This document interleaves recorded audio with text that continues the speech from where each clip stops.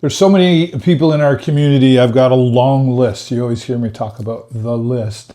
And this gentleman's certainly been on it for some time, and we finally were able to reconnect and have him here. Brian White, thanks so much for giving me your time here in your home. Hey, thanks for coming by. Yeah, we've known each other for quite a few years in different circles, and we sort of just kind of ran into each other at I think it was the Forest Fair. And you were doing some wrestling. Yeah. And it hit me at that point and I think I said to you, like, that's the first time I've seen you wrestle live, I think. I don't think I'd caught you anywhere else, so it was kind of nice to see. Yeah. Well, I was glad you were there. I mean, years go by and I've always thought about having you out for different reasons, right? And mostly just because I like it when my friends, or people that I respect come out and see what we do, because it's become an important part of the community fabric. Pro wrestling is like any other source of entertainment, right? And the longer we can sustain it, the more options we have as a community, right? Yeah.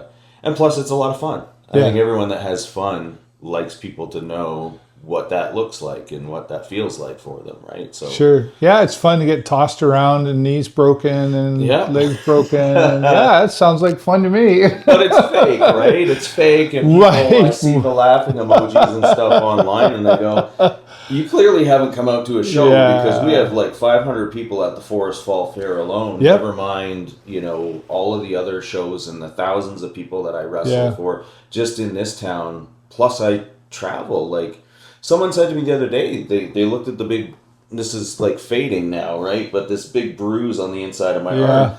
I was at, wearing my political hat the other day and doing some events and just kind of buying some art and stuff. And the one person said to me, they were like, wait, that happened last weekend. Well, I didn't realize you actually traveled around to do it. I was like, I'm on the road on the weekends. Like, it's a grind. Yeah.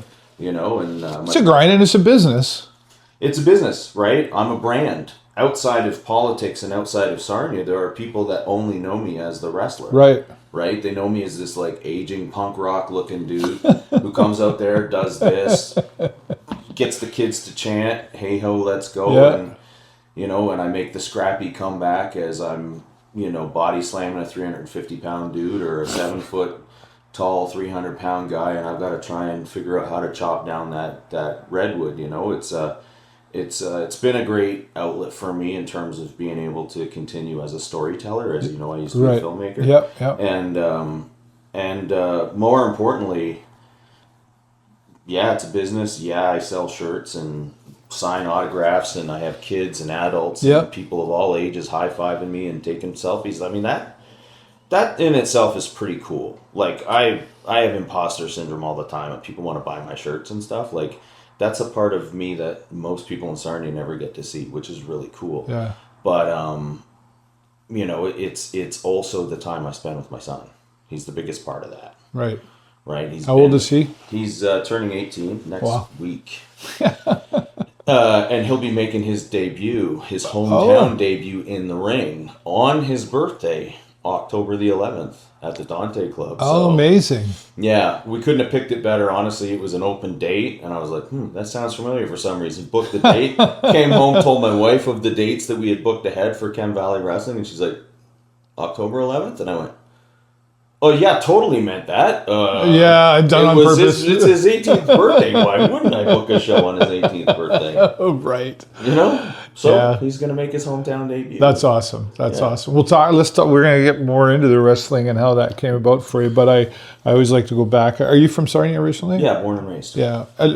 Where in this area were you raised? Like North End, South End, East End, West End? So born on Emma Street. Oh, yeah. Okay. Yeah. Born on Emma Street. Was meant to go to St. Joe's. Yeah. Actually, our house was on one off the corner from Confed.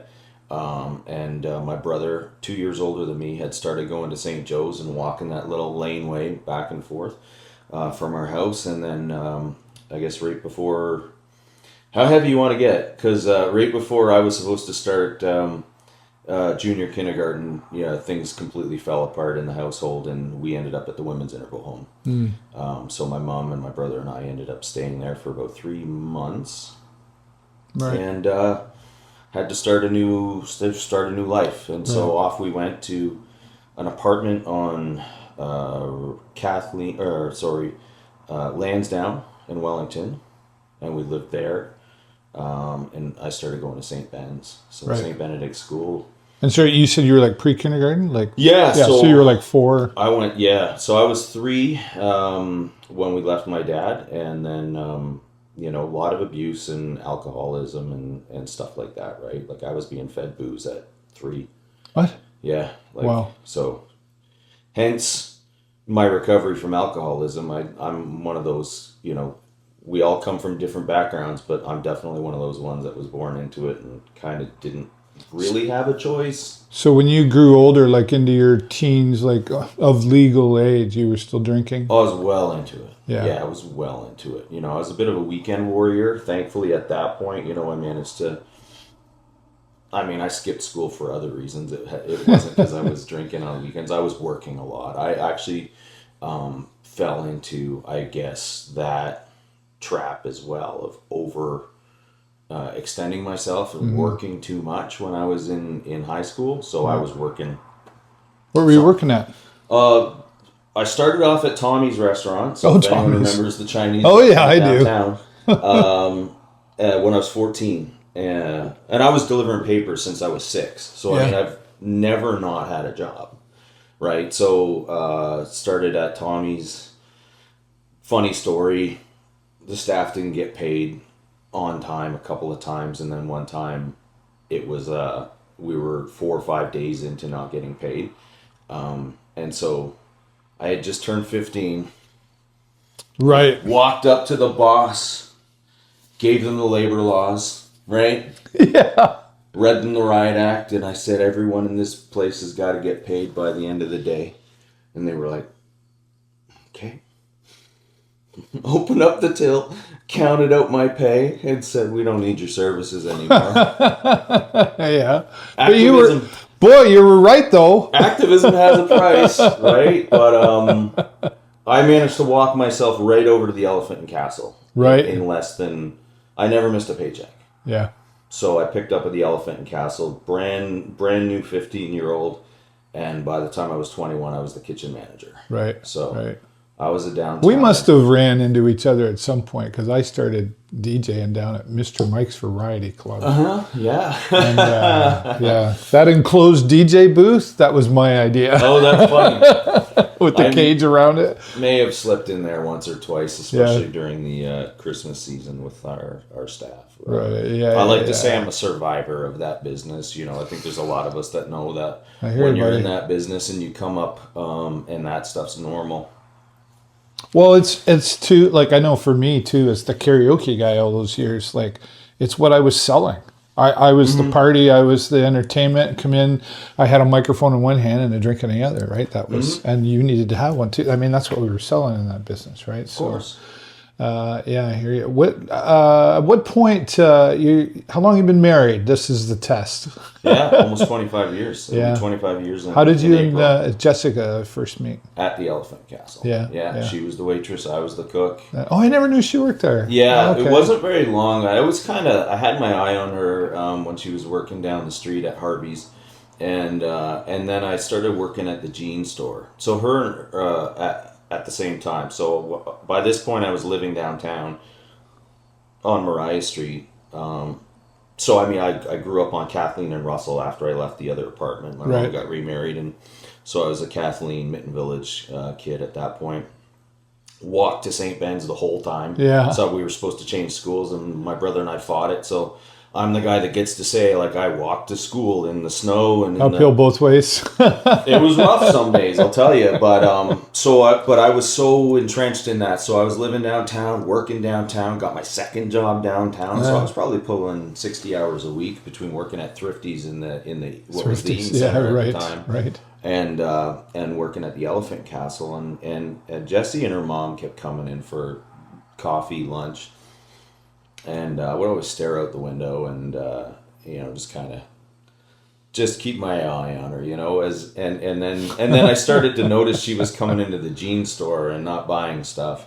And so I was like, well, whatever.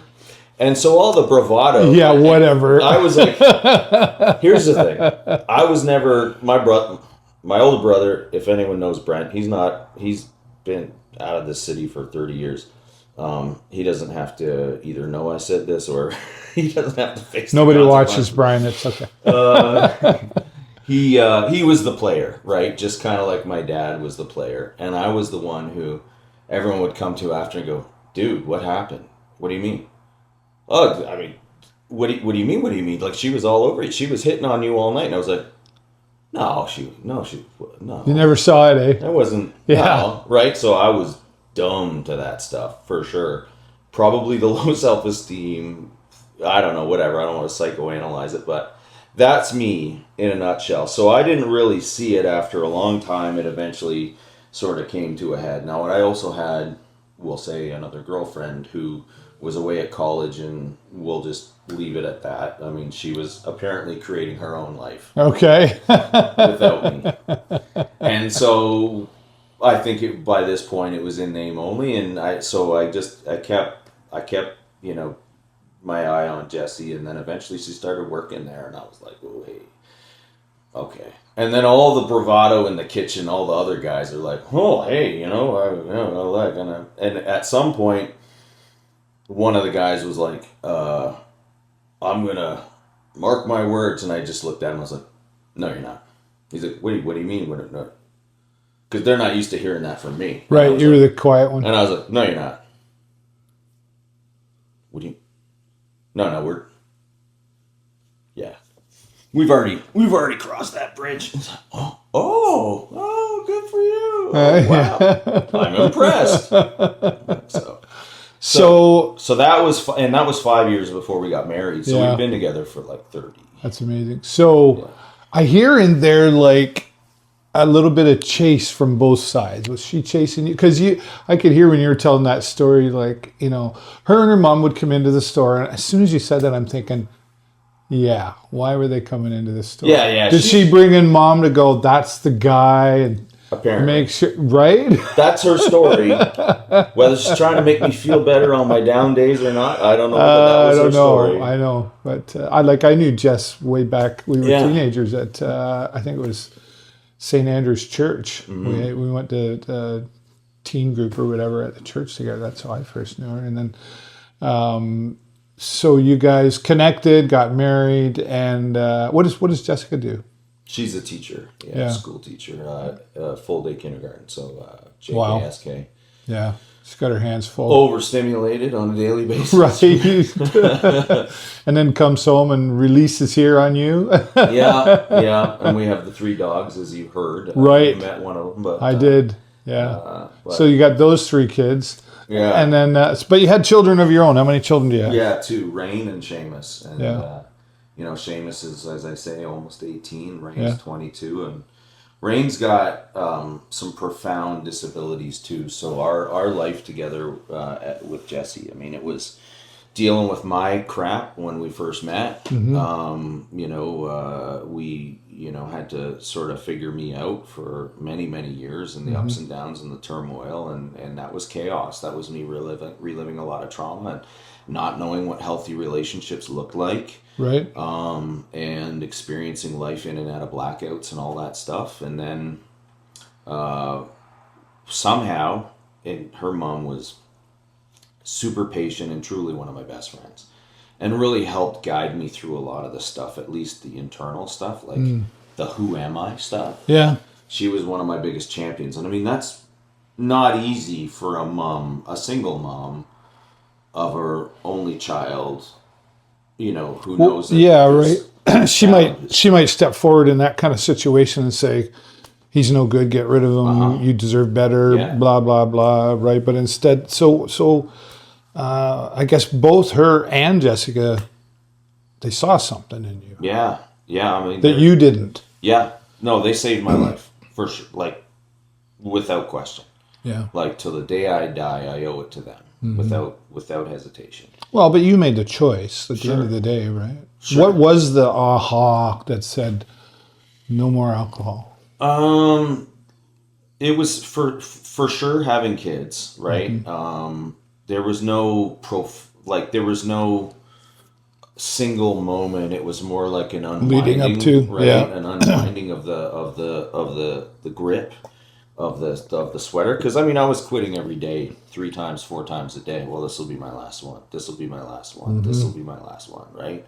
And then the next day when I wake up, it's it wasn't really that bad. I'll just have a couple to, ease the tension this morning, Take the edge off, while I yeah. can get away with it or whatever. And then next thing you know, it's like, I can't do that anymore. And so it was like, I mean, dude, I went through, I jumped off balconies in blackouts.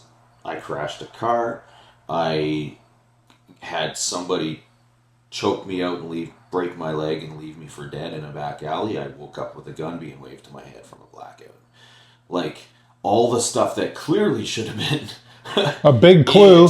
Yeah. Was not. But I came up in a family where people were landing in hospitals and crashing cars and destroying their lives. So the level of what was normal was so skewed for me, that it really took a long time for me to just look around and see my friends and go like, well, they're not acting like that. When I see the other people I know that were, it would bother me that they were acting like that. So I'd go, okay, well, that's probably me too.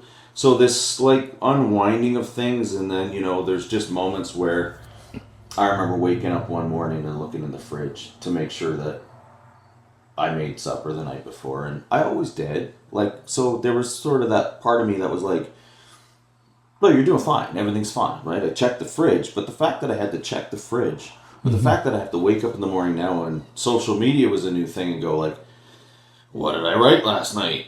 What random spew came out of this brain while I was in a blackout reliving some kind of trauma, right? So there was all kinds of stuff that was just leading up to, one night that was not my best performance. It wasn't my worst performance, but it was a moment where I woke up the next morning and went, and Jesse was looking at me. And I guess I'd embarrassed them the night before at gymnastics. Not by throwing my arms around and screaming and yelling, but just by slurring my words and stinking, right? And being not a good dad. And so she just looked at me and she was like, are you done?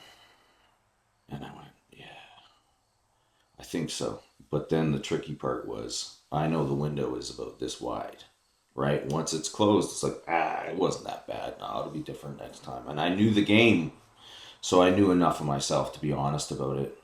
Thankfully, I was working at Central United Church at the time, and we had set up a health fair. And I set up all the tables the night before, and the people came in and put their signs up and their everything for their displays. And one of the displays was AA. And so when she's like, what are you going to do about it? And I was like, I'm going to ask for help today. I saw a sign, and she's like, no, I'm being serious. I was like, no, I'm No, I actually saw a sign. And so for like 4 hours while I was at work that day, I paced around. I walked past this guy. It must have been like 30 times till finally I stopped. And he just looked up from his book and went, can I help you? And I was like, well, maybe like my wife thinks maybe I should, perhaps my wife was thinking it might be he goes, what do you think? And I was like, oh, what'd you go ask that for? Right. Come on. He knew what he was doing. So now I had to be accountable to myself. And that was it. I've never had a drink. How long have you been sober? Like 15 and a half years. Yeah, congratulations. Yeah, thanks. Was it ever more than alcohol? Oh, yeah. It was... I like to say, thankfully, nothing that I could stick in my veins. I managed to survive that, but I've had my fair share of novelty items. Right. Little bits of paper, other things. Yeah. Some I could go on about how much I enjoyed them, and that's not going to help anybody. Because it was all part of covering up and dealing with trauma. but incrementally they all stopped meaning something to me. The biggest other was cannabis. Like the biggest other, like by far, was cannabis, and Right. it was like, I can prove that I'm not an alcoholic by buying as much as I need to not drink. Yeah, yeah. There was logic in there somewhere. Yeah. Yeah. So thankfully, it just happened to be like when I first went to 12 steps, it was like, if they told me that that was the answer, like I was going to till my grass the next day and plant as much as I could get away with.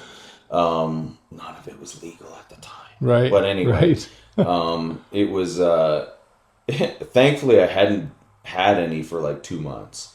It was also getting very troublesome to me, like the steps I'd have to go through and the level to which I had to hide what I was doing or how much I was doing and all that stuff. It was just, it became the same. So it was within the first week of not drinking, I was like, it's all the same to me. Yeah. Can't say that for everybody else, but it was all the same to me. So thankfully. Thank you for sharing that side of you. I think it's important. Somebody's hearing that needs to hear it. And and it's a part of who you are. Like we all have a past, right? We all have things, but that's coming to the point. Then, so you make this choice to be sober, and then where did the politics come? Like, at what point did you say, I guess, first of all, when and what was your reason for jumping into politics? It was kind of always there. So if I go back, and I'll try not to go on too No, long you're with this, okay. but it was kind of always there. I was 18 years old, and still doing a lot of that. But when I was hanging out with some friends, they were like, "Hey, do you want to go to this thing?" And I was like, "Whatever." And it turned out to be a political event. I don't want to throw anybody under the bus, but some people know that I was a young progressive conservative at the time, and I don't hide that, so I'll leave it at that. But I mean, those events were kind of wet, right? So, and very free for the taking for whoever was willing to engage, right? So, I got to experience politics on a lot of levels early on in my life, and in that regard. And I mean, I shook George Bush Sr.'s hand off the plane during one of the debates, because there's a handful of us went over to the debates in Flint, and so none of it seemed out of touch. I was at Brian Mulroney's retirement party. I was campaigning for Kim Campbell. So all of that was part of who I was way back, right? But then when I went away to school, I was not drinking. There was actually a weird chunk of my life, thankfully, where I'd gotten into some trouble, and so for like 3.5 years I didn't drink. Well, I went away to school, became a filmmaker, and I mean, I was performing at a super high level of who I could be, and had a really good insight of who I could be. And part of that direction in filmmaking, documentary, led me into social justice documentaries, the people that I met. Yeah. So when I moved away to Nova Scotia, met some incredible people, and it just seemed that person after person after person I met, like, I had two choices when I was in film, right? I was offered the job of the editor for Trailer Park Boys. Like, season 1, I could have been the guy, right? And I was given that opportunity, and I could have been making Mars Bar commercials and the whole bits, like as the editor, right? Great golden opportunity. I had an experience. I had tickets already bought, self-funded, to go fly into northern Labrador with Mike Stevens, who's from here. Yep. And I just said to the guy, like, I need a couple weeks. Can you hold off for a couple weeks? He's like, nope. I was like, well, I guess this is the fork in the road. So I chose not making good money to go with Mike, because I knew that there were kids in the north that needed their stories told, because our government was kind of failing people in the north, right? Indigenous and Inuit people and stuff. So long story short, it was incremental. I ended up, because of my experiences out east, working with a guy who was telling the story of desegregating Bermuda, Huge story, amazing story. And again, that's years of my life being embedded with people who do things.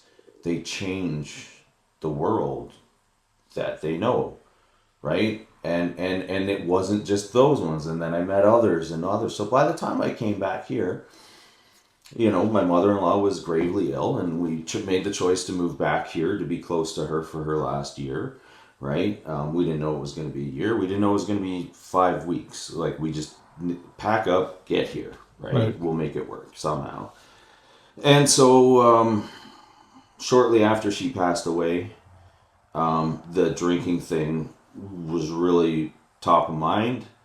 And I was 4 months sober when I saw the ad in Sarnia this week that said, like, nomination papers are due to be filed by this date for city council. Yeah.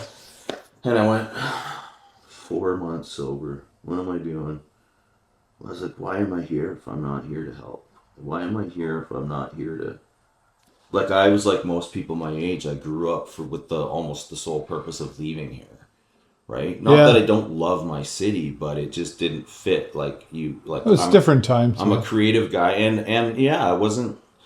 Well, especially in the film world. I mean, you go out west or you go out east. Yeah. Right? You know, that's kind of, especially, yeah. So it was like, well, if I'm gonna be here, because by this point, dude, we were tired of moving too. Like, we were tired of moving. We'd moved to the east. We'd moved to Wemingee, Cree Nation of Wemingee in northern Quebec. Oh wow. I'll tell you, I guess she really loves you. Right. Well, that was her job that took us up there. I was flying around with Mike and doing other things, but that was her job coming out of Acadia University, and it was amazing. And then we moved back to Nova Scotia for a while, bought our first house there, and so we really and then there were some health issues with Rain. Rain was born, and we were, again, back and forth. I'm working on all these different films. And do you regret making the choice that you did instead of going to Trailer Park Boys and stuff? Oh, no, not at all. No, it's like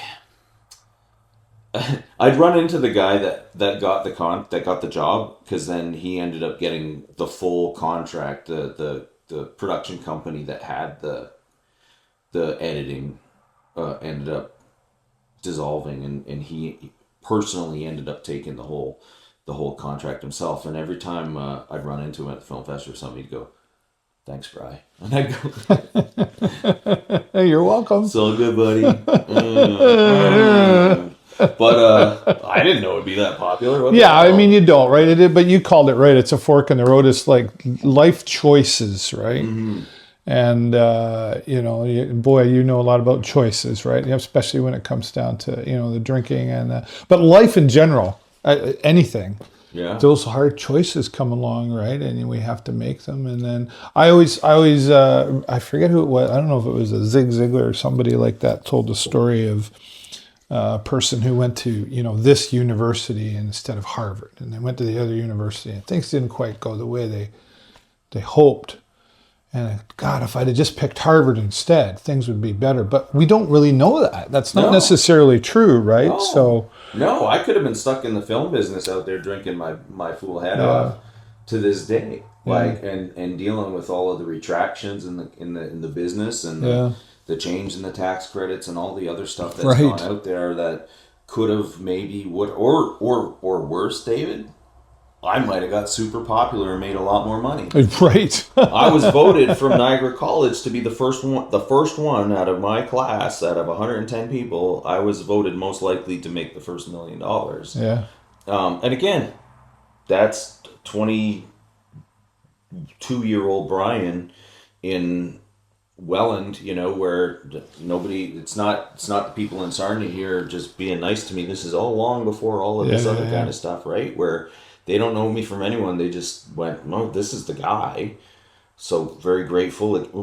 Very grateful again, and humbled by that. But I made a choice. That money wasn't the most important thing. What was your first year being elected as an official here? 2014. Yeah. So I ran in 2010 for city, and then I ran federally, and then provincially, and then provincially. Oh, I forgot about the federal. Yeah, right. Yeah, and so provincially twice, and then For NDP, right? Yeah. Yeah. And then 2014, it was like, I think people forgot I wasn't already elected to something or something. They just, I don't know, incumbent's advantage or something. I don't know. I think he's already in there doing a good job, I guess. Yeah. So yeah, no, it was a But let's talk Yeah. let's talk about that voting thing, because I remember, my dad passed a few years ago now, but I remember like he was like 78 or 79 or something like that, and we got talking about politics, and it was an election, and I asked him, I said, "Who'd you vote for?" And he said, "Well, you're not supposed to ask me that." I said, "Oh my God, Dad, you're 79. Like, who cares?" So he said, "Well, this one, this one, this one, and this one," and I said, "Why did you vote for them?" He said, "Yeah, here we go." He says, "You're going to tell me why I should vote." He says, I don't. It's who I've always voted for." And 79 years old, he's saying that, and I'm like, "But Dad," and he goes, "I don't follow it." He goes, "I'm at this stage in my life where I don't care." Honest, right? I'm not going to contribute to society. I don't want to contribute to society. The voter thing is a real strategy. There's strategy to it, isn't there? I know you kiss babies or whatever that looks like nowadays, but how educated is the voter? Woo, loaded question. Right? Not very. Yeah. Right, and that sounds insulting. But what it is it's an acknowledgement Right. that we are so bombarded with life, messaging, stimulation of all kinds. Well, look right? at it. He looks like a nice guy, so okay. And I could tell you dozens of stories of conversations I've had at the doors, if not hundreds, that are similar, where we'd come together, especially when I ran party. By the way, the greatest thing that I've ever done is run for city council after all of those experiences, because then I could realize what the true freedom is of being nonpartisan. And I am truly nonpartisan. I don't hold a membership. I don't. Yeah.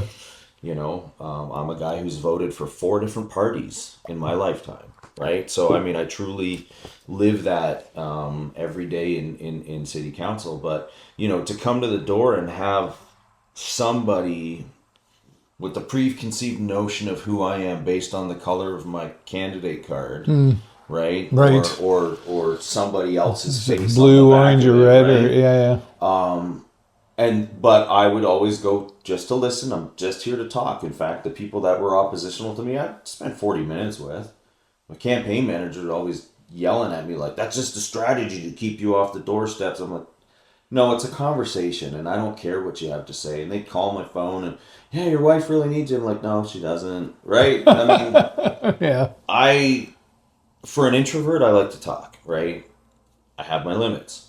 I enjoy talking at the doorstep more than anything, because when you find out that you have your concerns and I have my concerns and they actually kind of mirror each other, they're very Right. similar. And I think most human beings are like that.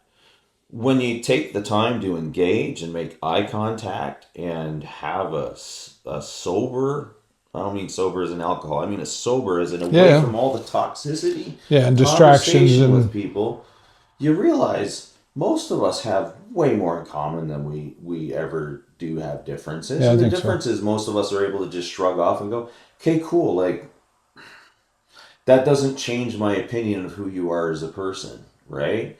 And I've had to grow through that too, like especially early days in the partisan world, where I had to be like, throwing words back and forth because I was all hyped up on adrenaline and rah and pizzazz from a particular party's perspective, and then I'd step back from it and go, "That's not who I am. Nope. yeah. That's not who I am. Why when I ran in 2014 for city council did Pat Davidson's some of her team send me an email and say, "Hey, we'd love to do signs for you"? Why? Because at some point during the campaigns, Pat and I became friends. Her team and I became friends. Tim Fugard, huge shout out to Tim Fugard, who was the Liberal candidate in that federal election that I ran. We became friends. Loved him. Great guy. So what does party politics have to do with it? None. Nothing. Do we differ on things? Tons. Well, I think we're supposed to. Yeah, that's why there's 9 of us at council. Right. So why is it all my fault? Right. Yeah. Well, you know how that goes. We're trying to point the finger there's at that 8 guy. other people, and the reason that there's 9 of us is that if I'm wrong, your opinion, you're entitled to it. How do you? Then it balances out at the end of the day. It's a danger. It seems like I don't want to say dangerous. Maybe a bit of a dangerous. Maybe that's not the word, but like bullets fly all the time. Yeah. You know, I've been asked, "Hey, Dave, why don't you run for councilor?" You know, and I'm like, no, I'm not like that's Jennifer would file for divorce. I just, you know, like all that stuff. And there's emotion, especially with the social media. I mean, I put yourself in front of a camera, you get attacked once in a while, no matter how positive you try to be. But as a politician, it's expected almost that you are going to get the crap beat out of you. And, you know, you can't body slam back, so to speak. Yeah. You have to. How do you deal with the mental health side of being a politician? Well, thank God I'm sober, number one. Right. You know, and I mean that from a couple of different perspectives, because getting sober was about me healing trauma and learning about who I am under this skin, right? Mm-hmm. So to be able to say people, places, and things I have no control over. Right, that was a survival tactic in the 12-step program. Like, I can't control you. I can't control that thing that happened. I can't control what's going on over in this particular place. Doesn't mean I don't care. It doesn't mean I don't want to find ways to be helpful and find meaningful, productive input. If I can't control it, there's no point. But at the end of the day, like the pressure that I can put on myself for controlling, to your earlier question, what other people have engaged in terms of learning about a certain issue, I can't do any more at the very least than read the reports that are given to me. I can't do any more than try and put myself in the position of professional people who know way more than I do about all these different things, and try to then contextualize it with a little bit of the sociology that we deal with in politics, right? There's a human side of it. If all we did was read engineer reports, the place would be dysfunctional. If all we did were read planning reports, the place would be dysfunctional. So it's my job to kind of navigate and balance it. At the end of the day, all I can do is the best I can do with the information I have today, with the abilities that I have today. I might make a different choice next week. I might make a different choice next month. So how do I deal with it? I'm telling you, it was an evolution, because there was a time in the first term where, and I'm not joking, and I'm not being hyperbolic here, like I was at a mental health conference when I was president of St. Clair Child and Youth. I was in Toronto. I was in a hotel downtown. I was on the 30-something floor, staring down at the train tracks, trying to pick which one I was going to go lay on. That was 2 years into my first term of city council. It was bad. It was bad. Really bad. Up here, it was really bad. And what I did was I called a friend who was in the program, Lifeline. Stayed on the phone with me as long as I needed. And then just happened to be another person in politics that I got to know, party politics, reached out to me, said, "Hey, you're in Toronto?" Because I think I posted some photo on social media. He's like, "Yeah." He's like, "Can we get dinner tomorrow?" I was like, "Yeah."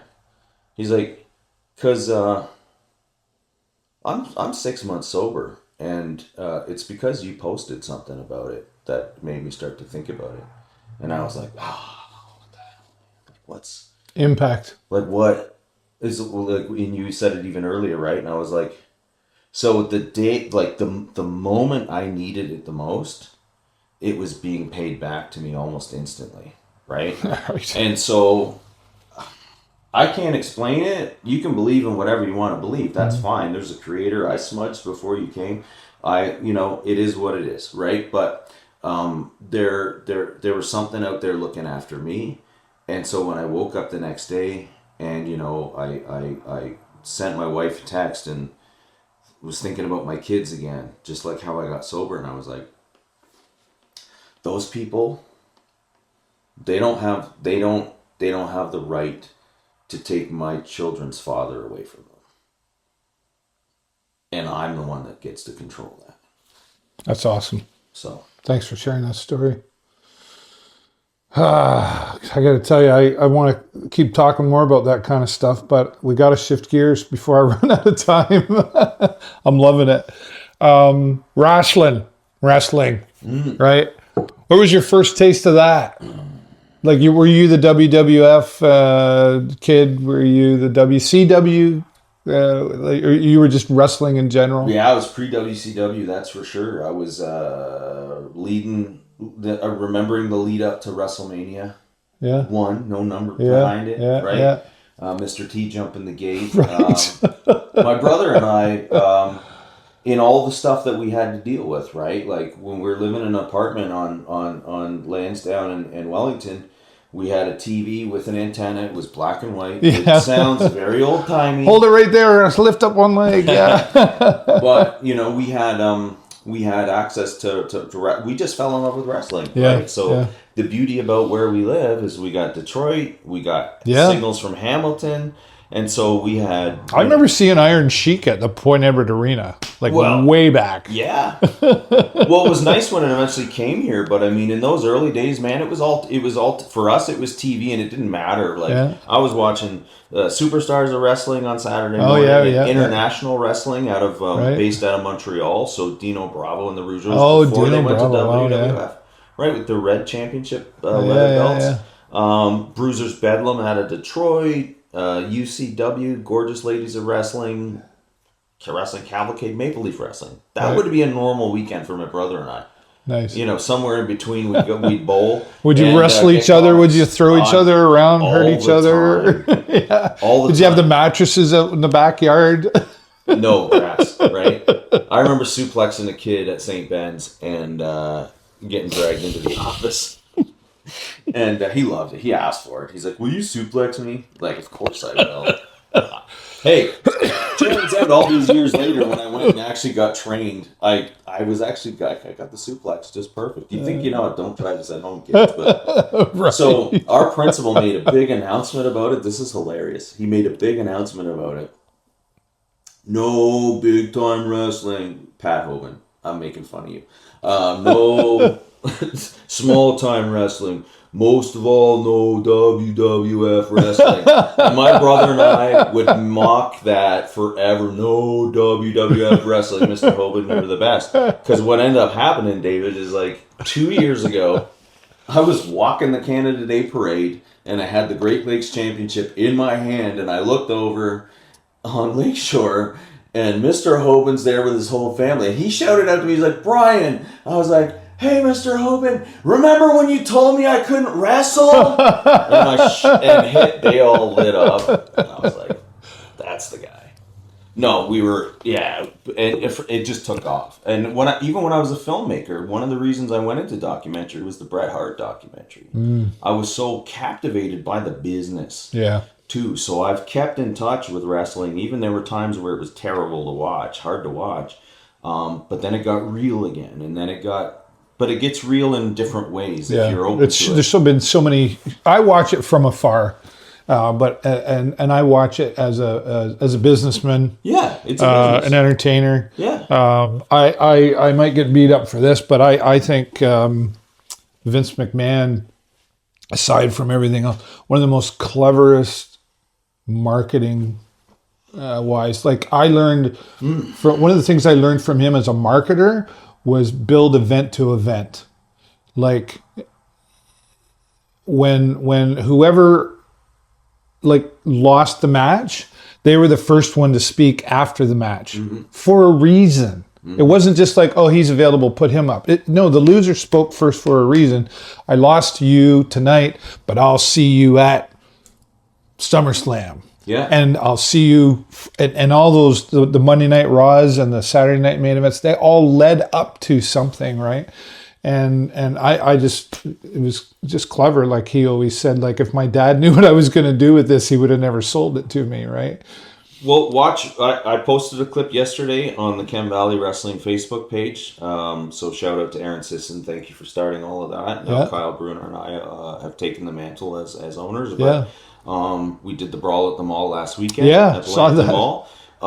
Heavyweight Great turnout. Yeah. Heavyweight championship. This one right here changed hands. And after the match, just to your point, the way I started doing pre-show interviews in the ring so that any new fan there has an opportunity to understand who the characters are and maybe what the setup is or the preface to their match, so that by the time their match comes on, match 5, they're already invested now. It's not just like a series of match after match after match, right? Yeah. So similarly, we had the heavyweight championship match, and as soon as the match was over, we did it in a triple threat. Well, the guy who didn't get pinned grabs the microphone, goes in there. You and I both know if it was just down to you and I would have beat you. Blah blah blah. So we're selling tickets for October 11th. Yeah, right. And we had 3 or 4 matches at Brawl at the Mall that were built that way, so that we can have the continuation over to the Dante Club on October 11th. So that again, Vince McMahon, terrible human being. Oh my God, like ghastly awful things that he's done. But for the people that benefited from his experience and wisdom and knowledge about marketing, the dude never slept. Right. You know, and as far as being a genius goes, yeah, he lost his step the last couple of years, but he built an empire. And his $1 billion. It was on the New York Stock Exchange. No, it's insane. It's insane. And it's so unfortunate how so many people who do such great things can be such a conflict for us, because his knowledge and that alone is worth celebrating. The rest of it, bud. Yeah. Bye. It was time to go. Can you I'm going to hold on to that one, but I want to talk about Hammerlock, right? You're the current wrestling champion for that. Mm-hmm. You're defending your title at the Forest Fair.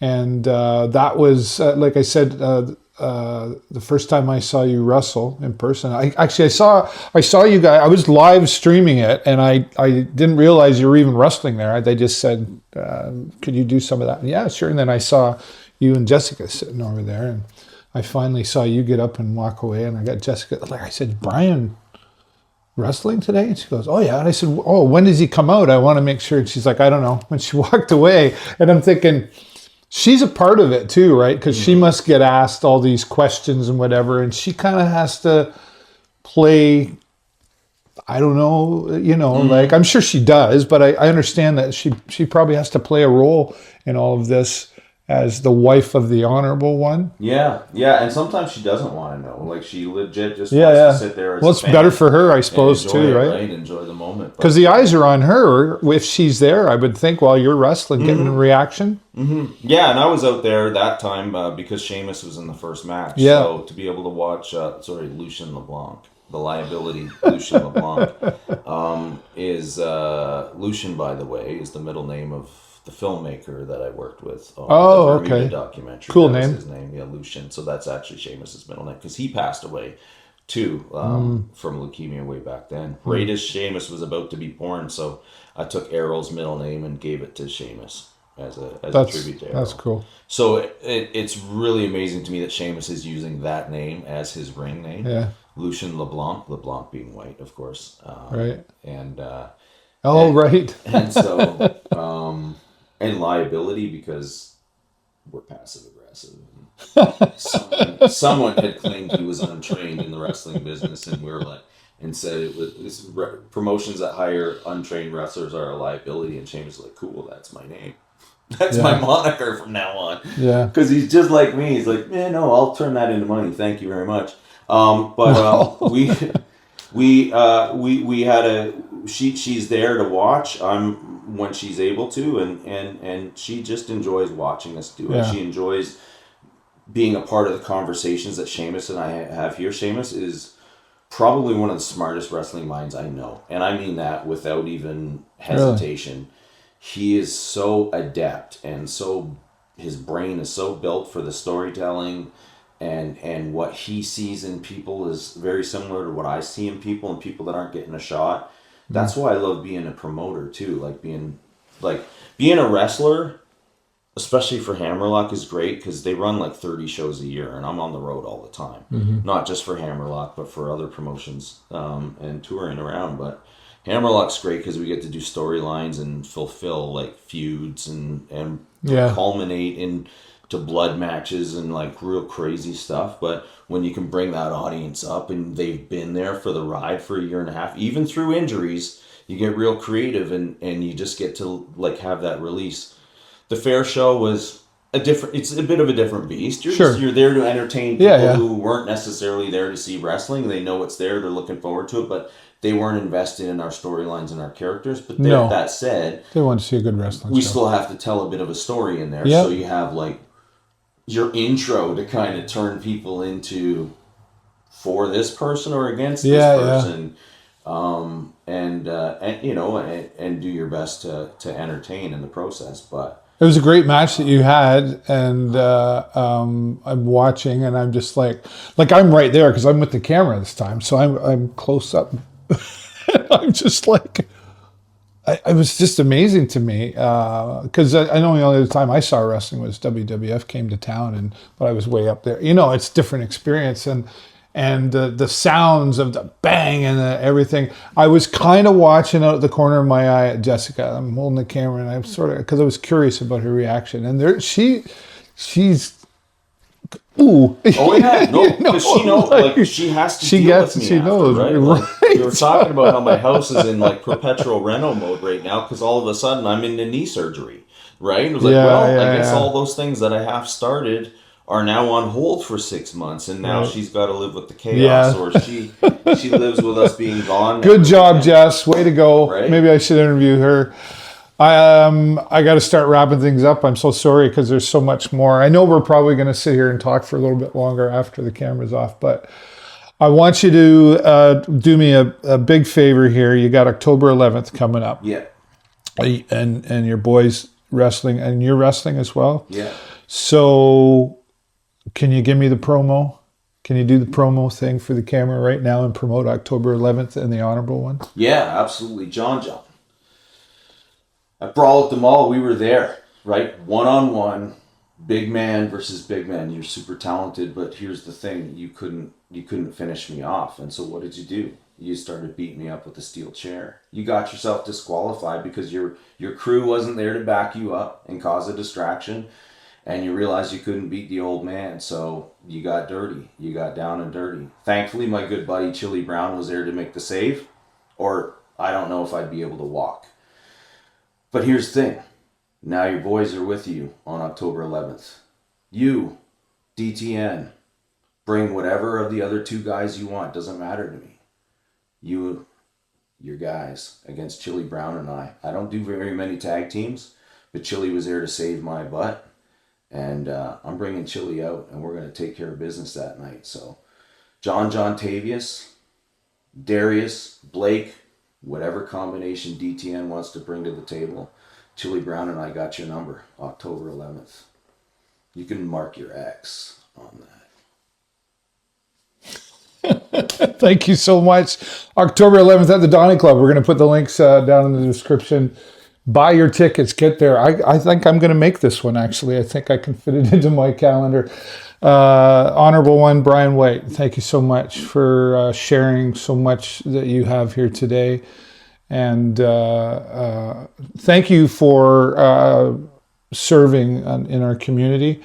And I don't always agree with you, and that's okay, right? But I do appreciate what you're serving here in our community. So keep doing what you're doing, all right?